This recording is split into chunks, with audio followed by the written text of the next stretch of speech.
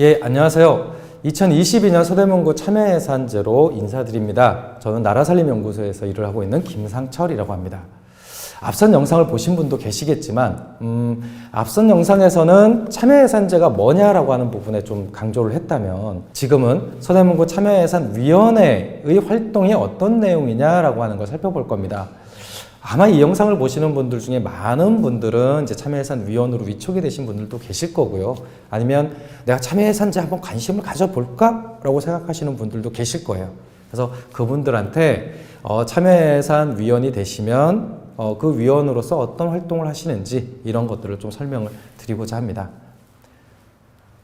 일단 참여예산위원회는요, 참여예산제도가 법정제도인 것과 마찬가지로 참여예산위원회도 법정위원회입니다. 이게 굉장히 중요합니다. 그러니까 임의적으로 하는 제도가 아니라 법에 의해서 하는 제도고, 여러분들이 참여하거나 혹은 참여하실 참여예산위원회도 법정제도 내에서 법에 정해져 있는 위원회인 거죠. 그래서 그것의 기능과 역할이 명시되어 있습니다. 어디에 명시가 되어 있냐? 조례에 딱 명시가 되어 있습니다. 그만큼 참여예산위원회의 그 제도적 위상은 굉장히 높습니다. 일단 지방재정법에는 뭐라고 되어 있냐면요. 참여예산제 운영에 관한 사항을 위원회에서 결정할 수 있도록 되어 있습니다. 그리고 지방의회에 제출하는 예산안에 첨부해야 되는 의견서에 대한 내용을 결정하는 것도 참여예산위원회의 권한으로 되어 있습니다. 그리고 조례에 의해서 규정되어 있는 내용을 참여예산위원회에서 하도록 이렇게 되어 있고요. 그리고 서대문구 주민참여예산제 운영 조례에 따르면 예산 과정에 주민 의견을 수렴하고, 즉 주민들이 내는 의견들을 수렴한다는 것은 또 구체적으로 보면 주민들이 제안하는 사업들을 이렇게 수렴한다라고 하는 의미가 되는 거고요.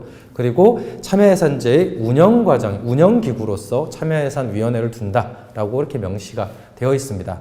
그리고 그 밖에 또 나열되어 있는 내용들이 있는데요. 그런 것들은 조례를 한번 살펴보시면 좋겠습니다. 네. 이게 이제 11조에 나와 있는 내용이죠.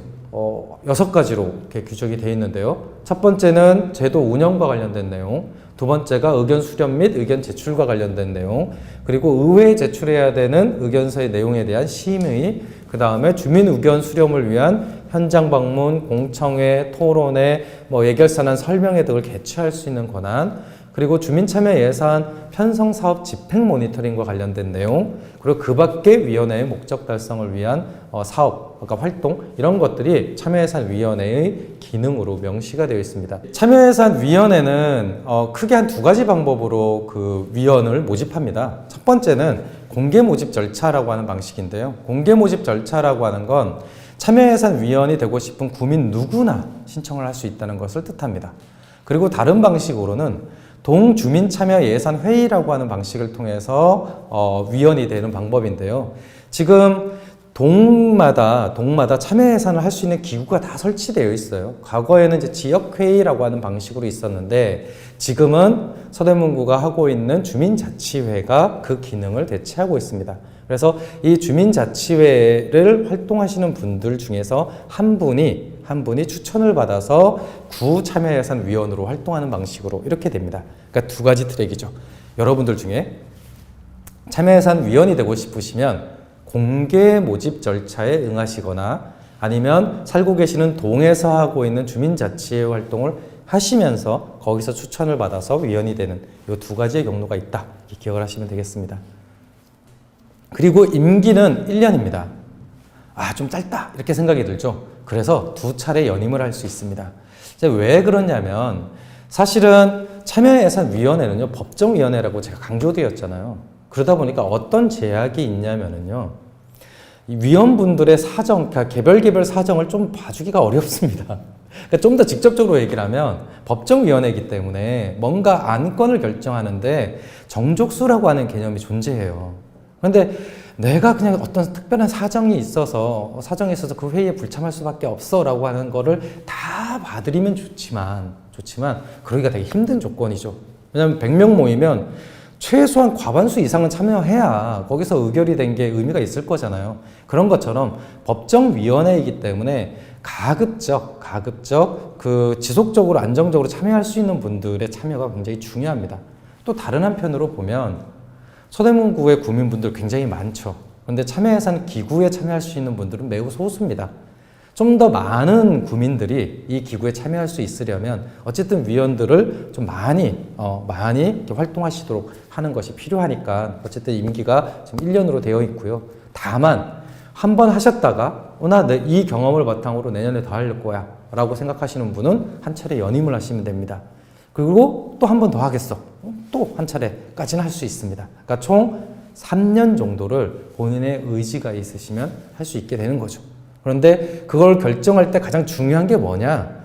참여를 진짜 하셔야 되는 겁니다.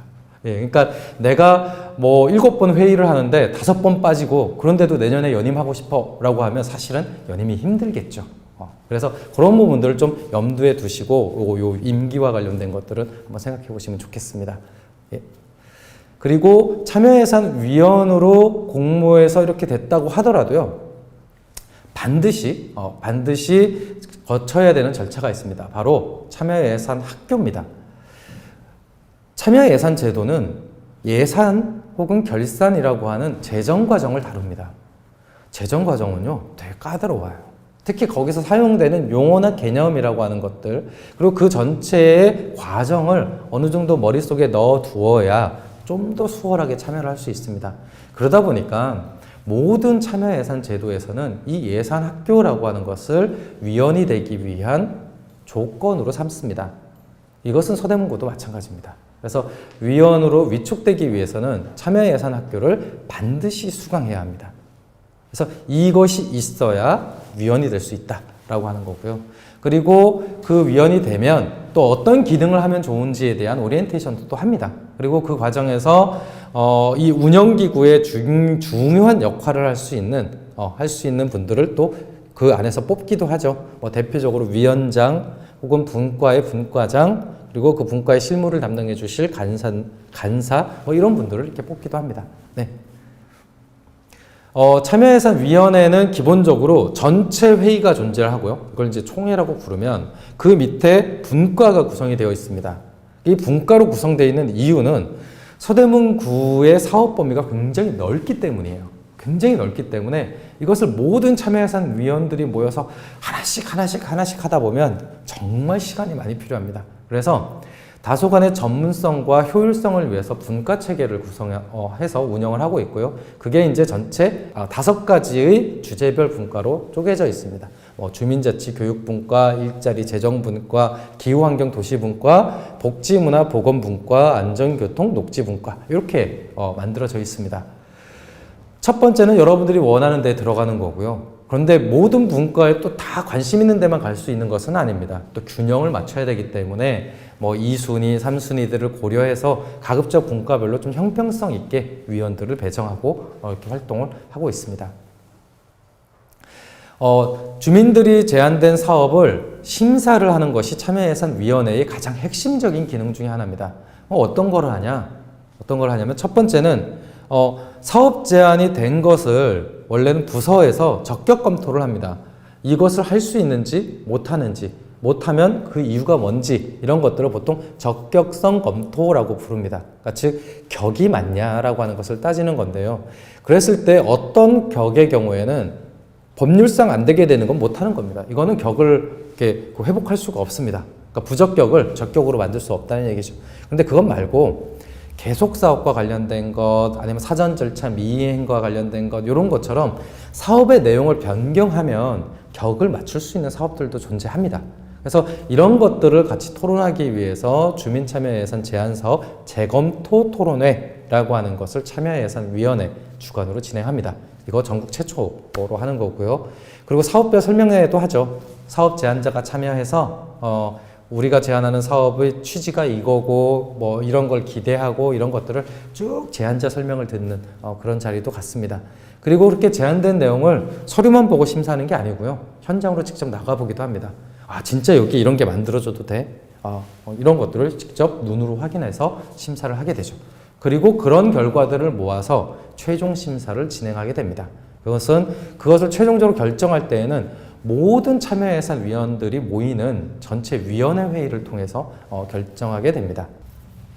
그리고 결정된 사업이라 하더라도 그것이 집행 과정에서 제대로 집행이 되고 있는지를 살펴보기 위해서 상반기, 그 다음에 하반기에 소위 모니터링 사업이라는 것을 진행합니다. 상반기에는 예산에 반영되어 있는 사업이 실제로 집행 준비가 잘 되고 있는지 뭐 이런 것들을 살펴보는 거고요. 하반기에는 실제로 집행되는 과정들을 살펴보면서 최초 제안 내용대로 정말 집행이 되고 있는 건지를 관찰하고 확인하게 됩니다. 그래서 이런 상하반기 모니터링이 있다라는 거고요. 당연히 그 내용은 사업부서에 전달되고 그 사업을 집행하는 부서에 영향을 미쳐서 이 사업이 어떤 방식으로든 제안된 사업의 취지에 부합하도록 집행되는 데에 영향을 미치게 됩니다. 그리고 그 결과는 홈페이지에 공개가 됩니다. 그리고 전체 예산 과정에 대한 참여라고 하는 것들도 진행이 되는데요. 보통 이제 온 예산 과정이라고 하는 게 앞서 사업을 심사하는 것보다는 조금 더 이 제도에 대한 이해가 필요합니다. 그래서 앞서 참여예산 학교가 있다고 했는데 그것과 별개의 심화 과정으로 온 예산 학교라고 하는 것도 시행을 합니다. 그럴 때에는 뭐 결산이라는 게 도대체 뭡니까? 뭐 이런 거에서부터 이제 시작을 하는 거죠. 그리고 워크숍을 진행하고 그다음에 분과별 회의를 굉장히 압축적으로 해요. 지금 서대문구 같은 경우도 4월 말에서부터 5월 중순까지 결산안에 대한 온예산 과정을 하거든요. 근데 그 사이에 막 분과회의가 3-4번씩 잡히고 막 그렇습니다. 예, 그런 식으로 이 온예산 학교도 하고 뭐 사업별 설명회, 분과회의 이런 것들을 하게 되고요. 최종적으로 분과별로 작성된 의견서를 취합해서 위원회 전체 의견서를 만듭니다. 그리고 이것을 확정하면 이것을 결산안의 경우에는, 그러니까 결산안에 대한 의견서의 경우에는 결산안과 같이, 그리고 예산안에 대한 의견서는 예산안과 같이 제출되게 됩니다. 그리고 이 제도 운영에 있어서 가급적 참여하는 주민들이 좀 주도할 수 있도록 많은 그것들이 보장되어 있는데요. 이걸 이제 하려다 보면 소위 그 위원들 중에서 일종의 보직을 맡는 위원들이 필요해지게 됩니다. 뭐 이를테면 전체 위원회를 대표하는 위원장이 필요할 거고요. 위원장이 자리를 비울 때 그 위원장의 역할을 대신할 수 있는 부위원장님이 있어야 될 거고, 또 전체 과정을 실무적으로 지원해 줄 수 있는 간사가 있어야 할 거고, 그리고 개별 분과를 운영할 수 있는 분과장이 있어야 할 겁니다. 그러니까 총 한 8명 정도의 실무 운영단이라고 하는 것이 존재를 하고요. 그래서 이것을 조례에는 운영진이라고 부르고 있습니다. 그래서 이런 위원장, 부위원장, 간사 각 5개 분과의 분과장으로 구성되어 있는 운영진 회의에서 이 위원회 운영과 관련된 아주 구체적인 내용들은 결정하고 있다라고 하는 것도 기억하시면 되겠습니다. 이상으로 살펴본 것과 같이 참여예산위원회는요, 굉장히 하는 일이 많습니다. 그리고 그 기능이나 권한들도 굉장히 풍부합니다. 근데 이런 것들이 가능한 유일한 이유는 여러분들이 참여해 주시기 때문이거든요. 그래서 여러분들이 참여예산위원으로 활동을 하시게 됐고, 그리고 그것을 좀 더 잘 하기 위해서 이 참여예산위원회의 권한과 기능이 어떻게 정해져 있는지를 반드시 숙지하셨으면 좋겠고요. 그리고 마지막으로 강조드리고 싶은 건 참여예산 과정은 절대 자원봉사가 될 수 없습니다. 이거는 법정 제도를 수행하고 있는 법정 기구이기 때문에 막대한 권한과 동시에 막대한 책임을 지고 있다라고 하는 것도 마지막으로 강조드리면서 이번 시간을 마치겠습니다. 감사합니다.